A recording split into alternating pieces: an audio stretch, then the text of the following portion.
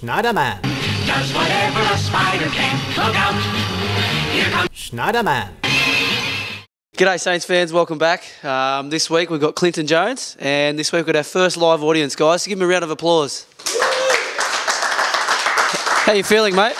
Yeah, feel good. It's a little bit strange having all the boys in here, but yeah, feel good. Very good. Right, we'll get into the questions. First one's from Facebook, from David Cooper. Do you and Rui go to the same hairdresser? Well, I'm not sure what hairdresser Rui goes to, but yeah, I don't think so. No. Now, there's been a bit of a debate went around last week that you obviously put a lot of work into your hair, a bit of dye and all that. Do you reckon Rui puts dye into his hair? Look, I think it's something you have to ask Rui, but I've got my opinions on it. But And what are they? he does. So you reckon Nick Rui dyes his hair? I don't want to put him under the bus, but I think he does. We'll follow that up. Next question's from Michael. Sorry, mate, I can't pronounce your last name. In previous Snydermans, a lot of Adam's guests have said you are the most annoying at the club. Do you think you are? I like to have a bit of a joke with the boys and stir them up a bit. And there's a few guys like Jimmy Gwilt and Jaron Geary that don't take that very well. So maybe I am annoying, but I like to think I'm a bit of a practical joker. Fair enough. And Joey Connell 03 would like to. His question is, how are you? Good. This is going to be a tough one, guys. Gleo 86. Does he miss being on Home Improvement with Tim Allen? Lookalike, dead ringer. Well, it was Stephen Baker that when I first came to the club that thought I was Brad off Home Improvement and gave me a bit of crap for a couple of years, but yeah, it was all good fun, and yeah, I think I do look maybe a little bit like him.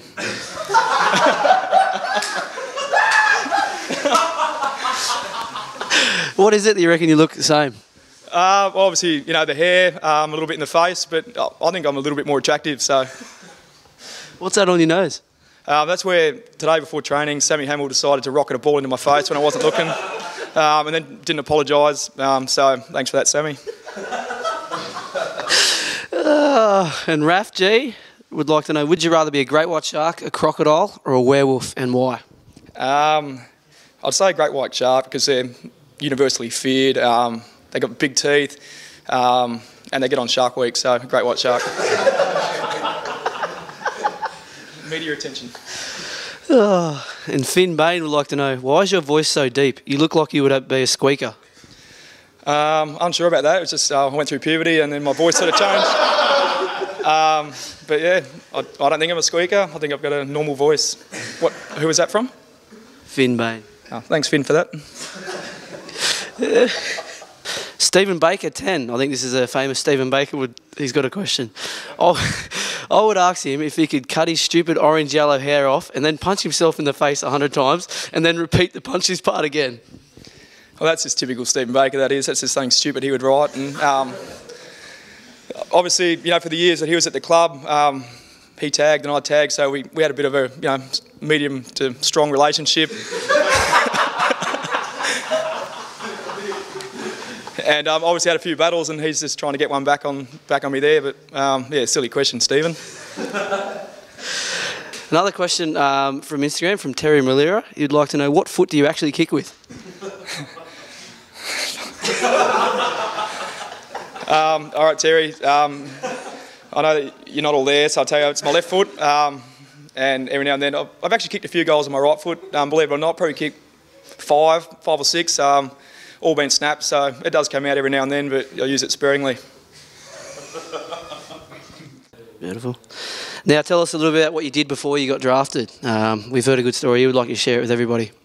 So when I was younger, I worked at Hungry Jack's when I was about 15, 16. So had a couple of really good mates that worked there as well. So they had some really good times, sort of doing some late night cleanups and things like that. So and then once I finished school, I worked at an irrigation company called Total Eden. So I worked there installing and maintaining irrigation systems and bore pumps as well. So got drafted. Very good. Now tell us a little bit about your work. You loved your Hungry Jack's job. You were very good at it, we hear. Did you ever go on any competitions or anything like that? I think this story's grown a little bit of legs over the years, but I worked at, obviously, like I said, at Hungry Jack's, and they used to have I think it was an annual competition, like it was a state competition, and if you won that, you went on to the national competition, and it was just all about speed, making the burgers exactly correct, service, front counter, things like that, and you'd rotate stations every 15 minutes, and I actually entered the competition for my store, which was Spearwood, and I won, and then because I was elite at what I did. And then obviously I had to go into the national competition, but unfortunately couldn't do it because I had Sunday football commitments. So the young Asian fella that I beat, he got to go in it. Very good. Now you said you mentioned you played football. You played in the grand final in the Waffle. Who for? So I played for South Fremantle before I got drafted. And you won the grand final? So yep, 2005 we were lucky enough to win the grand final. And you also got best on ground in that game, did you not? Well, you know, the story has it that my number, I was number 8, got called and someone else's name, but obviously being on the ground all you could hear was number 8. So I got up on stage and I sort of thought, well, it went okay, but there was one guy that kicked 5 and had 30 and another one kicked 3 and I had 20 sort of possessions, so I thought I was pretty lucky to get this. So I went up, sort of started my speech and got tapped on the back and said, oh, you haven't won it, mate. And I sort of turned to him and said, yeah, no. So I just put my hands in the air and thought, oh, I won the grand final and got back down. So it worked out that the guy that actually won it won on 8 votes, but yeah, the lady that called it called my number. That's fine. Well done. Very good. Tell us a little bit about some things you do at home. You got some dogs at home?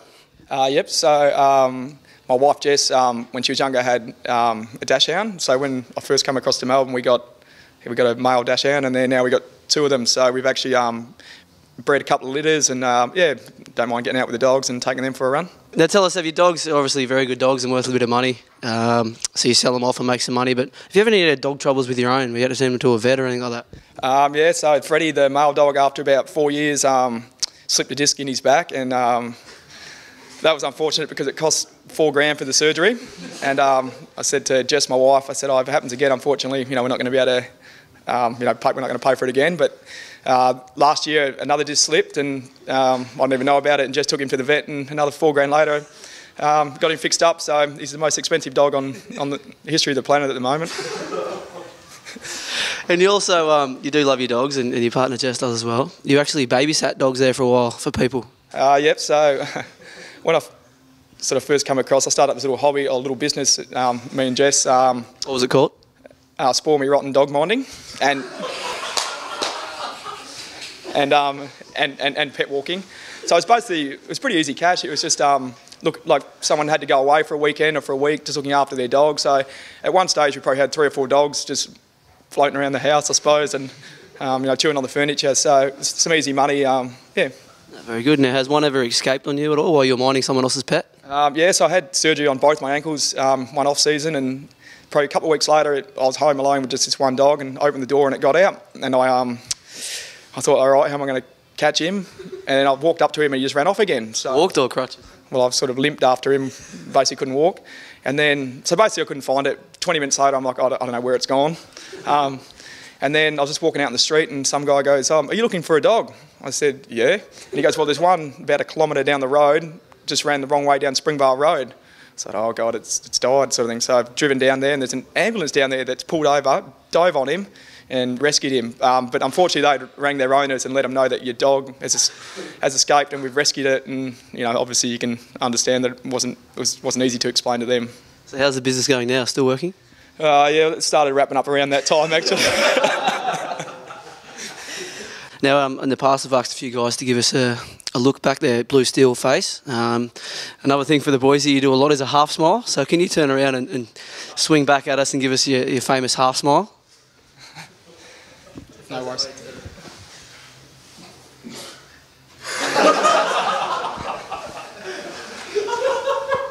That sort of started because Jaron Geary used to do these little half smiles when he was nervous. So I just sort of started copying what he did, and now it's become my thing because I'm funnier than him, basically.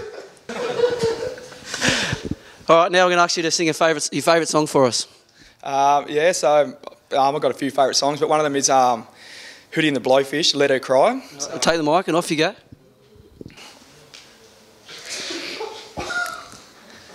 She sits alone by a lamppost, trying to find the thought that's escaped her mind. She says, Dad's the one I love the most, but starts not far behind. She never lets me in, only tells me where she's been. when she's had too much to drink. I say that I don't care, I just run my hands through her dark hair. Then I pray to God, you gotta help me fly away, saying let her cry. If her tears fall down like rain, let her sing. If it eases all her pain, let her go. Let her walk right out on me. And if the sun comes up tomorrow, let her be. Thanks. Give him a big round of applause, please, guys. There you have it, guys. Clinton Jones, one of the funniest blokes at the club. As we do every week, I'm going to ask Clint who he'd like to see on next week's show. So I'd like to choose between Shane Savage, Luke Delaney, and big dopey Billy Longer. As Billy's walking in the room. Beautiful. Thank you very much, Clint, and we'll see you next week. Go Saints. Schneiderman does whatever a spider can. Look out! Here comes Schneiderman.